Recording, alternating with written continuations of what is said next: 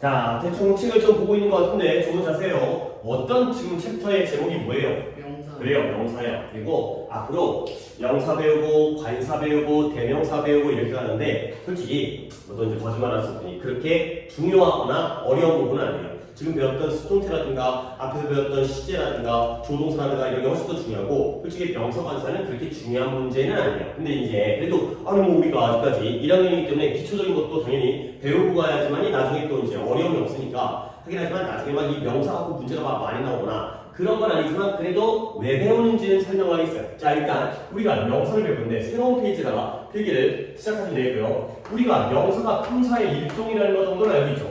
네. 그러면 명사의 명자가 한자로 무슨 명자예요? 무슨 명자였어요? 뭐였더라 저게?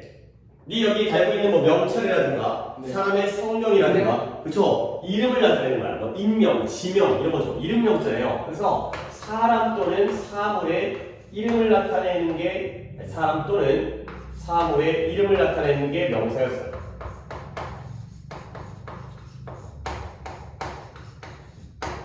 사람 또는 사물의 이름을 나타내는 게 명사다. 그러니까 지금 내가 쓰고 있는 이 판때기에다 우리가 뭐라고 해요? 판때기다.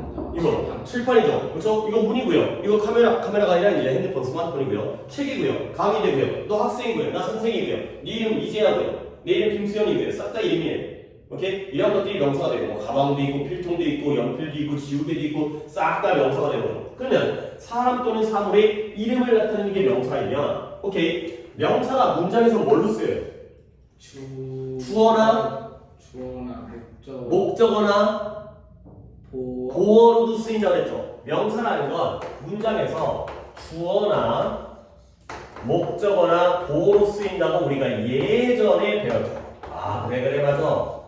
명사라는 건 주어, 목적어, 보어의 역할을 해요. 근데 그 중에서 우리가 명사를 특히 배우는 이유는 뭐냐면 아니 주어도 중요하고 목적어도 중요하고 보어도 중요하고 다 중요하지만 그 중에서도 이 주어로 쓰였을 때 이걸 갖다가 잘 하기 위해서 명사를 배워요. 네. 왜 그러냐면 이 주어로 쓰였을 때 주어니까 뒤에는 뭐가 따라 나오겠어요? 주어 뒤에는 뭐가 나와야 돼요? 동사. 그쵸? 문장의 형식과 무관하게 주어 다음엔 동사가 나오잖아요. 네. 어차피 주어 뒤엔 동사가 나와야 되거든. 근데 이 동사를 뭘 해줘야 되냐면 단복수를 맞춰줘야 돼요. 단복수가 뭐였죠? 우리가 이제 현재 시제를 배울 때 3인칭 단수의 경우에는 동사에다가 뭘 붙이라고 했어요? S나 ES를 붙이라고 했죠. 그러면 그 S나 ES를 붙일 것이냐 말 것이냐 이런 게 바로 동사의 단복수예요. 그러면 동사를 단수로 쓸지 복수로 쓸지는 누구에 의해서 결정이 되는 거예요? 그 동사를요?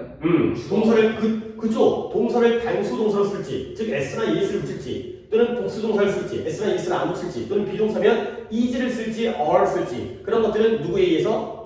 주어의 단복수에 따라 결정되는 거죠. 그러니까 이 주어가 단수인지 복수인지를 알아야 거기에 맞춰서 동사의 단복수도 맞춰줄 거 아니야.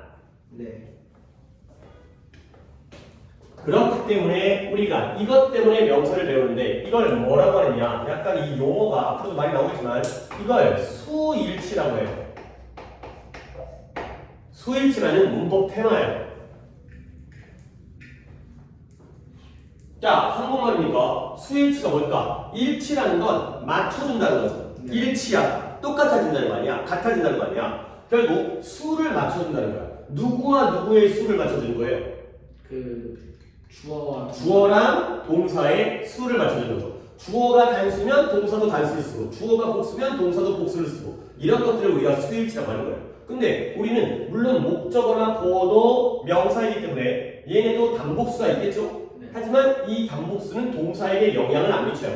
그러니까 예를 들어서 I'로 할까요? We로 할까요? People로 할까요? 봐봐요. The person, 그러니까 네이버는 안적공이라고 보겠어요. 그래서 the person이 있고요. 그 다음에 the people이 있어요. 자, 그러면 이 사람이 뭘 가지고 있다고 할까? 자동차를 가지고 있어요. A car. 또는 many cars. 자, 뒤부터 볼까요? 자동차가 한 대이면 카죠. 근데 S를 붙였다는 건 차가 뭐라는 얘기예요? 복수요. 복수라는 거예요. 근데 그 사람이 차를 한 대 가질 수 있고요. 여러 대 가질 수 있죠. 그 다음에 사람들도 차를 한 대를 가지고 있거나 여러 대 가지고 있죠. 그러면 이 자리에 이제 동사를 쓸 건데 이 자리에 have라는 동사에 알맞은 형태를 쓰시오 라고 문제가 나온다면 the person 이 자리에 뭐가 들어가요? has가 들어가죠. 그러면 the people 뒤에는 뭐가 들어가요? have가 들어가죠. 그러면 이때의 have와 has는 누구한테 맞춘 거예요? 자동차한테 맞춘 거예요? 사람한테 맞춘 거예요? 그쵸? 주어한테 맞추는 거죠. The person이 단수이기 때문에 단수 동사를 쓰는 거고요. The people이 복수이기 때문에 복수 동사를 쓰는 거죠. 수일치는 주어 동사끼리 맞추는 거야. 만약에 이 사람이 차가 여러 대라고 해가지고 여기다가 have를 쓰면 돼? 안 돼? 안 돼요. 안 돼. 얘는 일로 가든 마찬가지로 주어 때문에 has가 되는 거고. 만약에 people이 복수이지만 차가 한 대라고 해서 has 쓰면 돼? 안 돼? 안 돼요. 안 돼요. 얘도 차가 한 대든 여러 대든 마찬가지로 주어에다가 단수를 맞추는 거야. 결국 우리는 이제 정리를 해보면 명사라는 건 사람 또는 사물의 이름을 나타낸다는 건 우리가 이미 배웠던 건데 다시 한번 확인을 해보니고요. 명사가 문장에서 주어, 목적어, 보호로 쓰인다는 것도 예전에 배웠던 건데 우리가 명사를 배우는 이유는 얘가 단수인지 복수인지를 알아야 되기 때문에 배운 거예요. 오케이? 근데 그것도 목적어 보호로 쓰였을 때는 단수인지 복수인지가 문장에 영향을 안 미쳐요. 근데 뭐로 쓰였을 때가 문장에 영향을 미치는 거예요? 이 명사가 명사가 주어. 주어로 쓰였을 때는 단복수에 영향을 미치기 때문에 이 주어로 쓰인 명사가 단수인지 복수인지 이걸 알기 위한 게 명사의 어떤 핵심이 되겠어요. 물론 솔직히 이것도 중요한 문제는 굉장히 좀 쉽고 별게 아닌 부분이기 때문에 그런 것들을 위한 그래서 명사 자체가 굉장히 중요하거나 어려운 부분은 아니고 결국 배우는 목적이 이걸 위한 것이다. 가 되겠어요. 그러면 일단 제일 중요한 건 이 명사가 단수인지 복수인지를 아는 거야. 근데 그걸 배우기 전에 좀 단계가 있어요.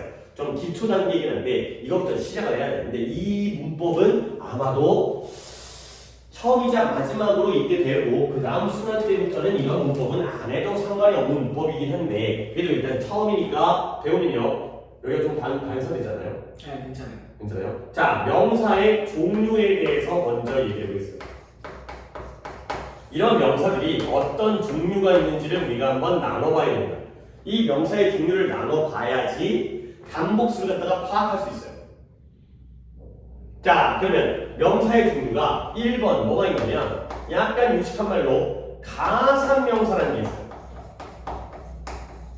가산명사가 뭐냐? 약간 한자어를 썼는데 가산, 산이 산수할 때 산자거든요. 네. 우리가 지금 뭐 수학을 배우긴 하지만 산수가 뭐예요? 숫자를 세는 거죠.